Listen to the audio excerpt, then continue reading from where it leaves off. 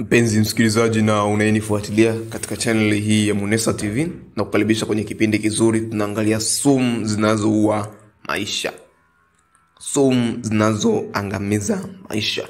Na leo tupo na sumu inayosema roho ya uzinzi. Fungu letu kiongozi ni kitabu kile cha Mithali sura ya 6 na fungu la 32. Biblia takatifu inasema, azinie na mwanamke hana akili kabisa, afanya jambo litakalo muangamiza nafsi yake. Tuombe. Tunakushukuru mfalme wa Israeli kwa sababu umekubali tena tuione siku hii takatifu kwa ajili ya kujifunza maneno yako ya uzima. Tunashukuru kwa neno hili, tunakusihi Yesu tuongoze tunapoenda kulitafakari vyema, likatujaze na mioyo yetu, likatuandae vyema kwa uzima wa milele. Takasa mioyo yetu kwa damu yako ya thamani, takasa akili zetu. Mungu wa mbingu na nchi, neno hili likazae matunda. Zote tupe malaika wako walinzi watuongoze tunapokuwa tukijifunza. Tunaomba haya kwa njia ya Kristo Bwana wetu. Amen. Tutalisoma vizuri hilo fungu la Mithali sura ya 6 na fungu lile la 36. Biblia takatifu inasema, mtu azinie na mwanamke hana akili kabisa, fanya jambo litakalo muangamiza nafsi yake, atapata jeraha na kuvunjiwa heshima, wala fedheha yake haitafutika. Roho ya uzinzi ni roho hatari. Ninayo maana hapa ya roho ya uzinzi. Maana ya kwanza ya roho ya uzinzi ni nguvu inayomsukuma mtu kufanya ngono na mtu asiye mke wake au mume wake.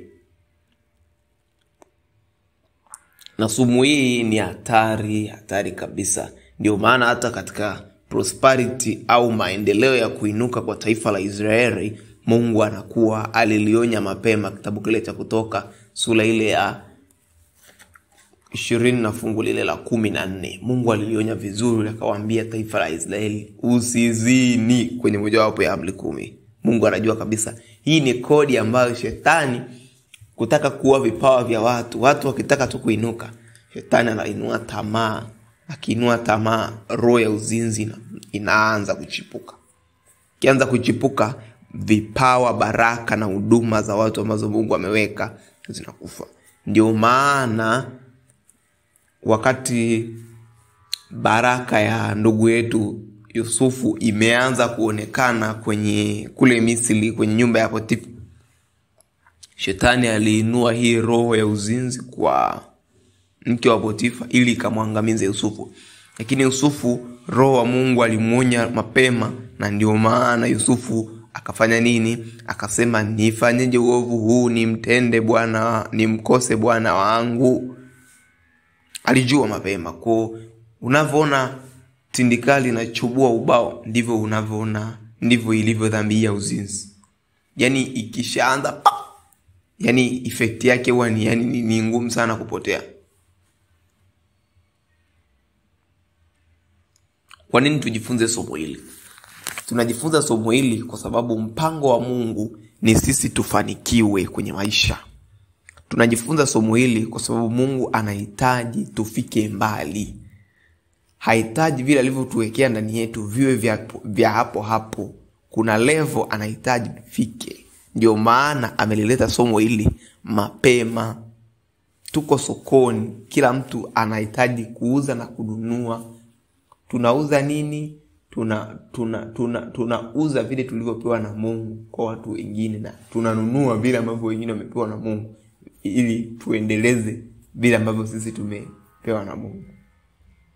Kwa tuko katika soko ambapo tunafanya better trade, exchange. Hasa wakati tunafanya exchange, Mungu anahitaji tufanikiwe kwenye hii business. Wakati tuko hapa sokoni, kwa hatuwezi kufanikiwa kama sumu hii sijui kwa makini. Usipokuwa makini, utatoka sokoni mweupe kama ulivyokuja sokoni, na kile ulichokuja nacho wahuni watakuwa wamebeba. Na ndio maana tupo hapa kukupa tahadhari ili wahuni wasije wakakuacha solemba. Waraka wa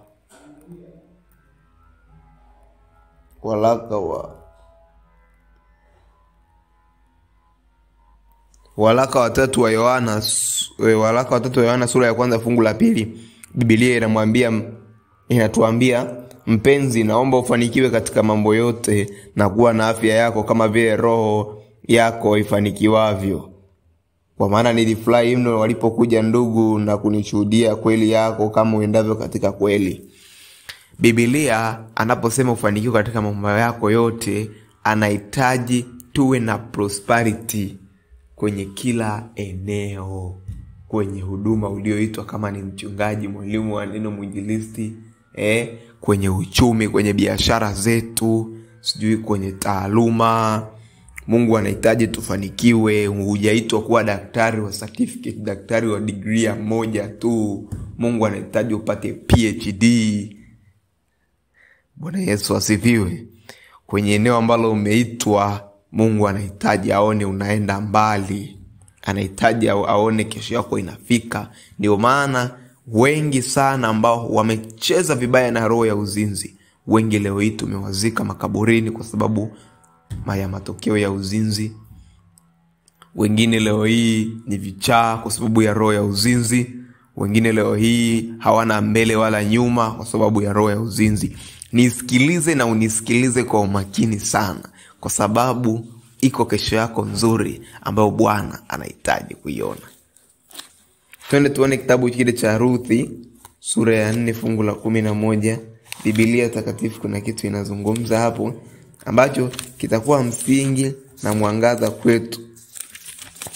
Na tukiyazingatia, siku zote Biblia huwa inakuja na maonyo na mausia ambao kama taifa la Mungu tukiyazingatia tukayaweka mbele, kesho zetu ni nzuri. Changamoto ya kizazi cha leo, hakitaki kusikiliza maelekezo, unahitaji kwenda na maarifa tu ya kibinadamu kwenye biashara. Yapo maarifa ya kiroho ambayo unahitaji kwenda nayo unapokuwa ukiishi duniani. Na hayo maarifa ya kiroho ndio watu wengi wanayapuuzia, watu wengi wanayachukulia poa poa, jambo ambalo linasababisha watu wengi wapotee. Kitabu cha Ruth sura ya 4 fungu la 11, Biblia takatifu inamwambia, na watu wote waliokuwa langoni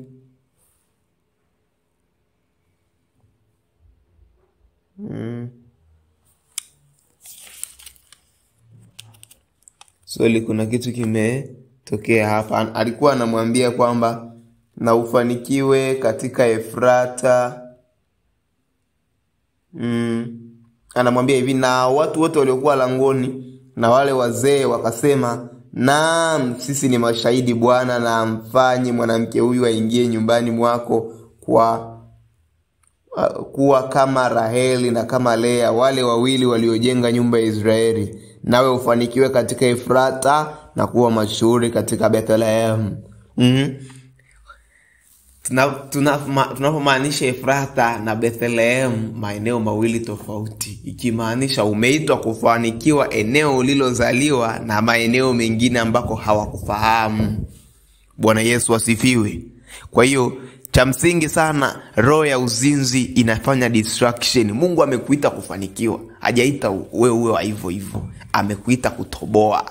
Na ndio maana kama amekuita kutoboa, na kukaribisha kusikiliza chaneli yangu hii. Ziko siri nyingi ambazo roho wa Mungu anazidi kufunua ndani yangu, na nitajitahidi kuwaelekeza, kuwaambieni roho ya uzinzi ni kodi hatari ambayo shetani na ulimwengu wa roho wameplani kuitumia kuua vipawa, baraka, huduma na neema ambazo Mungu kaweka ndani ya watu, kama watu hawatakuwa makini na hilo. Matokeo yake au madhara ya uzinzi. Tuna madhara ya aina mbili. Kiingereza tunaita distraction effects na blockage effect. Blockage effect ni matokeo ya kuzuia. Kwa madhara ya kwanza, matokeo ya kwanza ni kuzuia mafanikio au maendeleo. Kwenye mfano, kwenye huduma, wewe ni mwinjilisti, ni mchungaji, umeitwa kwenye karama ya utume, kwenye huduma ya utume. Utakapoanza kujihusisha kuzini na wanawake ambao si mke wako, unazini na wanawake tu ovyo ovyo, unafunga maendeleo ya ile huduma, hautawahi kaa ufike mbali kiroho. Yani roho ya uzinzi ni ukishaanza yani pale inafanya effect. Hata kama ukitubu kesho kuja kuiona neema ambayo ulikuwa umeiona mapema, utaisikia kwa jirani. Ile mikono na mafuta huwa yananajisika, na ukiyanajisi yale mafuta ambayo ulikuwa umewekewa kwa huduma, yani ni sawa tu sijui, yani unabaki kama kopo la kuogea. Hautawahi yani watu watakuona ni mtume ni kweli tumemuona. Hautawahi kuwa na nguvu tena. Kwa nguvu ambayo ameweka ndani mwako, mafuta ambayo umewekewa, epuka kuyanajisi na roho ya uzinzi. Ni sawa uchukue mafuta uchanganye na maji, hata ito tena mafuta, ndo roho ya uzinzi. Au uchukue mafuta uchanganye na tindikali, yanakatika kabisa. Kwa ni sawa dhambi ya uzinzi unapochanganya kwenye huduma, yananajisi mafuta matakatifu ambayo umemwagiwa ya Roho Mtakatifu. Kwa hiyo acha. Mtumishi wanatutega sana madhabahuni. Biblia imesema tuushinde ubaya kwa wema. Tutaliona fungu huko mbele. Umeitwa kushinda ubaya kwa wema. Waimbaji wenzangu ambao mmeitwa kwa ajili ya huduma takatifu, kwaya nyingi makanisani zinafariki kwa sababu ni waimbaji wamezoea huduma ya uimbaji. Wanazini na humo kanisani, yani kama wana kawaida. Yani ukuta ni mke wa mtu anatembea na kamwalimu ka kwaya, ni mke wa mtu anatembea na waimbaji wengine, ni mme wa mtu anatuimbaji anatembea nato kwenye kwaya. Unanajisi mafuta matakatifu. Ndio maana mnaenda pale kuimba mbele kama wasanii na sio kama wahudumu wa injili. Na ndio siku ile Bwana anasema, tokeni kwangu sikuwajua ninyi. Sijui tunaelewana. Ni machungu, lakini hebu yameze tu yakakusaidie, kwa sababu Bwana anahitaji kuona prosperity kwenye eneo lilopo. Na kwa sababu mwaka huu tumeitwa kutumika, sema tutumike kwa hekima, adabu mbele za Mungu. Ndio maana watoto wa kuhani Eli nao waliwahi kufanya hii kitu, wakawa nazini na wanawake mle malangoni mwa hekalu. Kilichotokea, Mungu aliwarudi. Fimbo ya Bwana ilishuka. Hii tindikali waliokuwa wakitengeneza ililipua bomu na huduma yao ikaishia hapo. Kwa wewe mtumishi, nisikilize kwa umakini. Kama umechagua kumtumikia Mungu, mafuta uliowekewa epuka kuyanajisi. Yale mafuta yana gharama, yatakuumbua. Tindikali hii ya uzinzi, acha kabisa kucheza nayo. Yani kama upo na umeshaanza, acha. Unaposikia ubilili, acha, usirudie tena. Kuna neema, taaluma, sijui naelewa. Ni maeneo ambayo ukishiriki tu dhambi ya uzinzi yanazuia maendeleo. Umeitwa kuwa mwalimu, unafundisha ili uende mbali kwenye eneo la taaluma ya ualimu. Acha kuona zini na wanafunzi, si walimu wenzio wakina nani wanakijiji, wakati una mke. Hata kama hauna mke, si usubiri wakati ambao Bwana atakubali na wewe uwe na mke, utaoa. Wewe ni daktari, wewe ni mwanajeshi, wewe sijui ni engineer, nani. Masuala ya uzinzi yatazuia maendeleo ya taaluma yako. Mungu hataki tuishie kwenye degree, hataki tuishie kwenye masters. Nataka uione PhD, nataka uione major professor, nataka uione associate professor. Wewe ni mwanafunzi. Mungu anakuhitaji kwenye eneo la wanafunzi ufike mbali. Lakini utakapoanza kujihusisha na uzinzi na mwalimu sio na kudanganya atakupa max. Max sio kesho yako. Max ni sehemu tu ya kesho yako. Kwa utakapozini naye unazika kesho yako. Utakapozini naye unaua maendeleo ya kesho yako.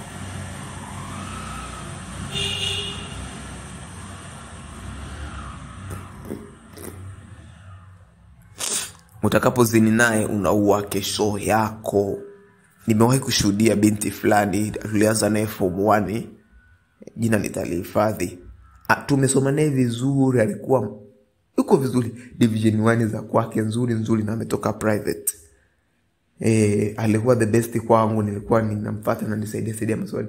Lakini kwa baadaye nilimuona huyu binti akaanza kupotea taratibu. Yeye ni hakika akapotea mazima. Sababu alienda kujihusisha na mapenzi form 2 akatoka na division 2.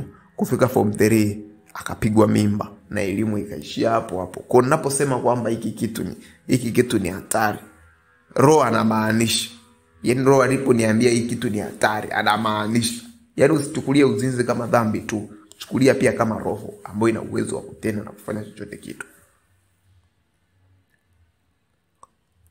GPA nzuri ili uione kwenye mafanikio yako mwanafunzi unanisikiliza kwa klipu hii, ni lazima ukimbie roho ya uzinzi.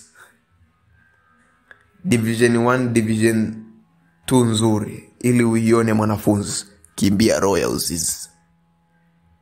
Utapona na utapata mafanikio mazuri. Biashara yako istawi. Acha kuingiza wasimbe kwenye biashara yako, watakuharibia. Fedha ambayo Mungu amekukabidhi ni takatifu na anahitaji uifanyie matumizi matakatifu, sio kwenda kuhonga wasimbe. Tunaelewana wafanya biashara?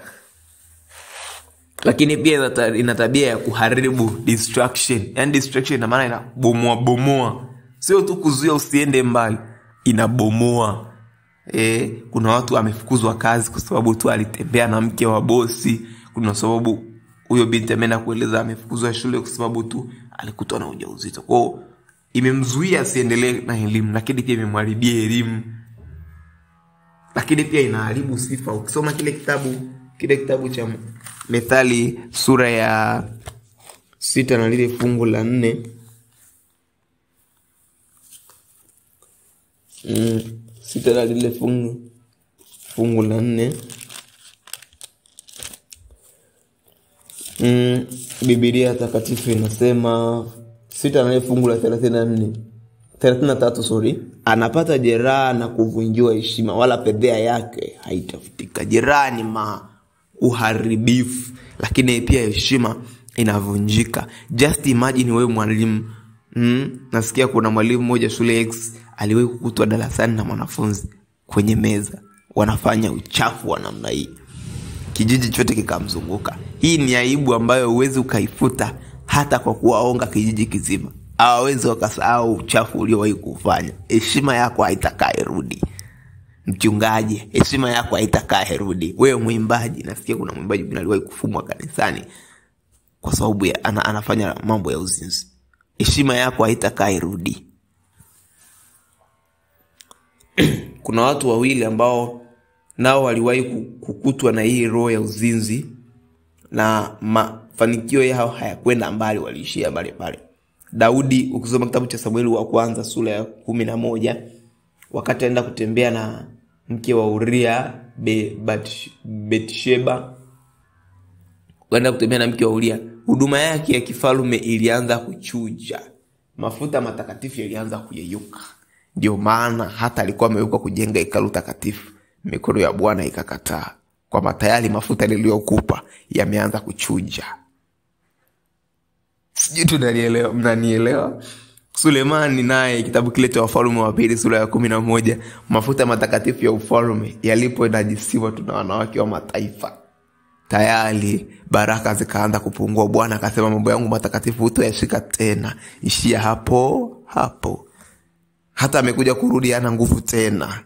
Yanawaambia ni mafuta uliowekewa ni matakatifu. Acha kabisa kucheza na hivi ovyo. Mambo havina msingi. Sasa namna ya kushinda roho ya uzinzi. Uzinzi unawezekana kushinda, na ndio maana Paulo kwenye kile kitabu cha Warumi sura ya 12 tutasoma na fungu lile la 21. Biblia takatifu imesema hivi. Fungu lile la 21. Biblia inasema, usishindwe na ubaya, bali uishinde ubaya kwa wema. Tumeitwa kuushinda ubaya, hatujaitwa kushindwa na ubaya. Hata wajipitisha wamevua nguo, wewe simama kweli. Pastor Mgogo aliwahi kusema, ili tukopime kuwa kama kijana umeokoka, lazima wawepo mabinti wenye mitego kanisani. Wakiwepo hao ndio tunaamini kwamba kweli roho yumo ndani anakutia nguvu. Lakini pia tuangalie kwamba una uwezo wa kuishinda hii roho ya uzinzi kupitia kuua mbegu za roho ya uzinzi. Zipo mbegu 3 ambazo nitazizungumza na mbegu hizo ni masimulizi au hadithi za ngono. Tunazipata kupitia runinga, marafiki, magazeti, vitabu. Epuka ukitaka kushinda roho uzinzi, hii mbegu ya masimulizi au hadithi za ngono ambayo ndio inapanda mche unaoitwa uzinzi, iepuke na uikimbie. Biblia inasema kitabu kile cha Wakorintho wa kwanza sura ya 15 fungu la 33, tusidanganyike, mazungumzo mabaya yanaharibu tabia njema. Kila siku mnakaa kuzungumzia hamu ya ngono, kuzungumzia masuala ya mapenzi, manini. Yaani kila siku ni hizo story tu. Mwisho wa siku itakupelekea hata wewe kwenda kufanya nini? Kujaribu. Masimulizi au hadithi za ngono hazijakatazwa tu kwa wale ambao hawajaingia ndani ya ndoa. Hata wewe uliyekaa ndani ya ndoa, wewe mama, kila wakati unakaa kuangalia, kusikiliza, kusoma vitabu vya mapenzi, mwisho wa siku utachochea tamaa za mwili. Ukishachochea tamaa za mwili, hutoridhika na yule mumeo, utaenda kujaribu nje. Kuna vitu vinaweza vikapandwa hapo vya kwenda kufanya na wewe jaribu nje. Kuna baadhi ya simulizi zingine zina suggest mapenzi ya jinsia moja. Kuna zingine suggest mapenzi ya mme zaidi ya mmoja, na kueleza anavyofurahia akiwa na wake wengi, anavyofurahia akiwa na wanaume wengi. Kwa mwisho wa siku zitakupotosha na kukukengeusha. Kuangalia picha za ngono vivyo hivyo hazijakatazwa kwa waliooa na ambao hata kama umeoa au hujaoa huruhusiwi. Biblia kitabu kile cha Wimbo Ulio Bora sura ya 3 fungu la 5 nasema, na wasi enyi binti za Yerusalemu, kwa hapana kwa yala msiachoche wala kuyaamsha mapenzi hata yatakapoona vyema yenyewe. Hii ni mbegu ya 3. Kwa epuka sana kuangalia picha za ngono kwenye magazeti, si karata. Watu wazima watu wacheza karata za matusi. Yaani unaona aibu. Lizima miaka 20, 40, 30 unacheza karata za. Yaani hata akili haijitambui. Mbegu namba 3, miguso ya ovyo ovyo. Wewe unakaaje kushikwa matiti ovyo, kushikwa kiuno, anakukumbatia na kuambia maneno mazuri, na hujaoa sijui umeolewa, unajichekesha. Mwisho wa siku ndio hayo maneno yatakuingiza kwenye uzinzi na ndoa itakuwa imeishia pale. Bwana anakuita bado mlango wa rehema upo na hujafungwa. Na kama bado mlango wa rehema upo na hujafungwa, unaisikia sauti kutokea mataifa mengine, Tanzania, sijui wapi, nuru ya Kristo ipo, makanisa ya Mungu yapo, watumishi wa Mungu wapo. Tafuta kanisa la waabuduo Mungu halisi, sio wale wanaoabudu mambo mengine. Tafuta wale waabuduo Mungu halisi kwa roho na kweli. Nenda kawaone wachungaji wa kuongoze sala ya toba. Nenda kawaone wachungaji kwamba nahitaji kumpa Yesu maisha yangu. Nimechoka kukaa kwenye roho ya uzinzi. Nahitaji kumpa Yesu maisha yangu. Biblia kitabu kile cha Isaya sura ya 1 fungu la 18 inasema, dhambi zenu zijapokuwa nyekundu kama bendera, zitakuwa nyeupe kama sufi. Bwana anasema, njooni kwangu ninyi msumbukao na wenye kulemewa na mizigo, nami nitawapumzisha. Anasamehe dhambi zetu zote na anafuta makosa yetu yote, na hayatakumbukwa tena. Kama hayatakumbukwa tena, ni wakati wa kurudi kwa toba.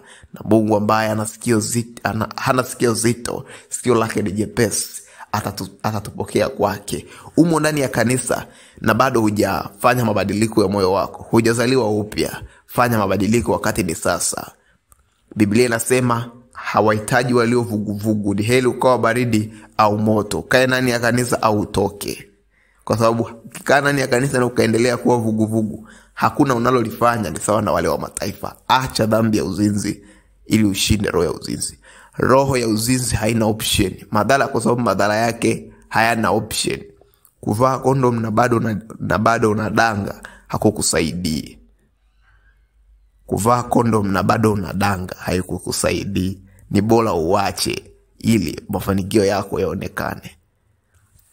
Tuombe. Asante Yesu kwa neno hili la uzima. Tunakusia na ilisikiliza na aliyelipokea likafanyike msaada. Na roho wako mara anapoanza kulisikiliza, roho wako aingie ndani akafanya kitu kinaitwa effectual call to the heart of that man, na nguvu yako ya ajabu ikalete badiliko kwenye moyo wake. Na roho ya uzinzi iliyomshikilia, huenda Mungu ndio inayomfanya siyaone mafanikio yake, ikamwachie kwa damu ya Yesu Kristo yenye nguvu na utukufu, mamlaka na enzi vina wewe. Asante kwa sababu nguvu yako ipo na itatembea, itamweka huru dhidi ya hii dhambi. Na hatimaye Mungu wa mbingu na nchi tutaulisi uzima ule wa milele ambao umewaandalia wakuchao. Asante Yesu kwa sababu Roho wako atatembea na somo hili na wale ambao wamelisikiliza, ili Mungu akafanya mabadiliko. Asante Yesu kwa sababu utawalinda na utawaongoza. Asante Yesu kwa sababu utawasaidia kutafuta mahali pa kwenda kukuabudu na kulitafuta jina lako na kutafuta uso wako, ili Mungu siku ile tukakulaki pamoja juu mbinguni. Tunaomba kwa njia ya Kristo Bwana wetu. Amen.